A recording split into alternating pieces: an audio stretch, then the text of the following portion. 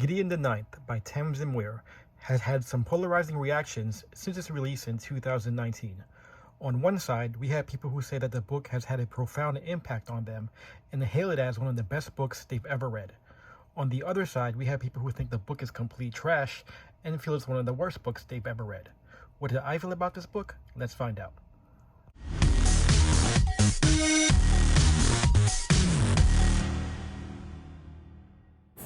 So prior to reading this book, I was well aware of some of the negative reviews this book received. That did not deter me, mainly because I'm a sucker for cover art, and this cover really drew me in like a magnet. I would rank this up there with some of my all-time favorites. It's just gorgeous. The character featured on this cover is actually of our main protagonist, Gideon Nav. Now I'm just going to do a brief synopsis of this book before I share my thoughts. Unfortunately, I have a difficult time summarizing the story in a way that doesn't sound too complicated. It's like having a weird dream that makes sense while you're in it, but when you try to describe it to someone, it comes off completely nonsensical. Here is an online summary. In the star system Dominicus, there are 9 planets, each home to a great house which practices its own school of necromancy. The houses in turn are ruled by the Emperor, an impossibly powerful immortal necromancer whom they have worshipped as a god for the past 10,000 years. At the start of Gideon the Ninth, the Emperor invites the heirs of the 9 houses and their sword-wielding bodyguards called Cavaliers to undergo a series of trials to become lictors. Lictors are immortal necromancers, revered as saints, who serve as the Emperor's right-hand necromancers in wars against his enemies. Our main protagonist, Gideon Nav, who was raised in a servitude of the 9th house, wants nothing to do with that order. The story begins with her attempting to escape the planet and go and join the Emperor's army. Each of the 9 houses are basically on a separate planet, and each house plays a different role under the Empire. The task of the 9th house is to guard the locked tomb which supposedly contains the Emperor's greatest enemy. The locked tomb is also the name of this book series. Her plans are foiled when Harrow, the heir of the 9th house, and Nav's arch-nemesis, challenges Gideon to a battle. Harrow defeats her with her necromantic powers, and Gideon is forced to take role of Harrow's cavalier. They leave the planet to take part in a trial where Harrow has an opportunity to become lictor to the Emperor. Now for my spoiler-free thoughts. The first 10 chapters were a struggle. I had a rough time following the story, mainly because it was written with very little context, and there were so many things getting thrown at you all at once. I felt confused and overwhelmed. As someone who got through the first 3 Malazan books pretty smoothly, you would think this would be a non-issue, especially since the plot of Gideon the Ninth is nowhere near as complex as Malazan Book of the Fallen. On paper, this book has all the elements of a story that I would absolutely love. You've got Gideon Nav, a sword-wielding cavalier, and Harrowhawk, a necromancer. So it's basically a sword and sorcery tale set in a sci-fi world. And once again, it's cover art. Despite all that, nothing was really clicking for me. I normally don't DNF books, but I just wasn't enjoying this reading experience at all. So I was very tempted. I also wasn't a big fan of Gideon Nav's POV. Her character was like a combination of Peter Quill from Guardians of the Galaxy with his big heart and witty sense of humor, and Deadpool with his raunchy sense of humor and swordplay.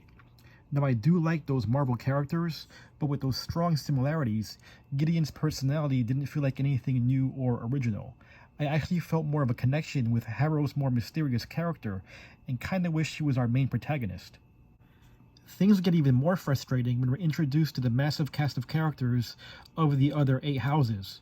It was virtually impossible to keep track and understand who and what these characters do without having to constantly switch to the character glossary. My head was spinning trying to absorb every little detail, which was essential. When I got to chapter 11, I decided to pause for a bit to make some mental adjustments. The dramatis personae in this book wasn't working for me at all. So I googled this fan-made character chart and went over it for a good hour. It made me feel like I was reading some kind of D&D manual to prepare for some huge campaign. Thankfully, this helped to vastly improve my reading experience for the rest of the novel. While I preferred reading more about Harrow, the character dynamics between her and Gideon were the true heart of the story. Early in the book, a big chunk of time is spent watching them constantly roast each other. While I did find it entertaining, it did get tedious. Fortunately, we do see them evolve beyond that, and it was fascinating to see how the relationship between Necromancer and Cavalier was sort of symbiotic. On top of being a sci-fi fantasy novel, the story also morphs into a murder mystery that's part Agatha Christie and part escape room, which I really enjoyed and found engaging. This transition added some much-needed suspense and helped give some shine to some of the other house members. The final act of this novel gets really emotional and intense. Tamsyn Muir does an excellent job of writing the brutal and violent action sequences.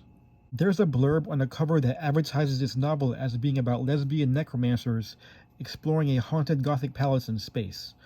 I'm not sure if this person actually read the book because sexual orientation is really not a thing in this story. There are moments in the book that kind of allude to Gideon being a lesbian, but she's not even a necromancer. Yeah, she likes to look at porno magazines, but it never details if she's looking at men, women, aliens, or droids. She does have a bit of an infatuation towards one of the female house members, but whether or not it's some sort of romantic type of attraction is left ambiguous. My take on this blurb is that the publisher was trying to attract more of a YA demographic, even though this book is nowhere near being YA. If you're expecting some sort of Sarah J. Maas type of romance fantasy, you might be disappointed because this is not it. But if you're avoiding this book thinking it was going to be that type of story, you might actually end up liking this book. Tamsyn Muir explores some provocative themes that I'm still trying to wrap around my head. For instance, the ninth house is populated with nuns and priests who pray with rosaries made of bones. The order is portrayed as an oppressive society that Gideon Neb clearly wants to escape from. The religious symbolism, mixed with the subtle hints of Gideon's sexuality, makes for an interesting conversation piece. I admit to being more Team Harrow, but Gideon's character did grow on me towards the end. She came off a bit one note at first, but her struggles with guilt and sin and her passion for friendship gave her much more depth. So was Gideon the Ninth a bad book? Far from it. Yes, the first few chapters started off a bit rough with a sloppy execution, but the second half of the novel really came into its own and propelled it past the flaws. The Locked Tomb series in general has a strong cult following, and you'll even find some fans in cosplay during Halloween and at comic conventions. The praise is definitely well deserved, and there was enough for me to like here to move on to the next book entitled Harrow the Ninth. Based on the title, I'm assuming Harrow will be the main character of focus, so I'm very excited for this. I would give Gideon the Ninth 3.5 bookmarks. I could see myself giving this a higher rating as time goes on, perhaps on a reread. It's a story I still continue to think about, so it's a good sign. And that's all I have for today. Be sure to hit that like and subscribe, and I'll catch you guys on the next page.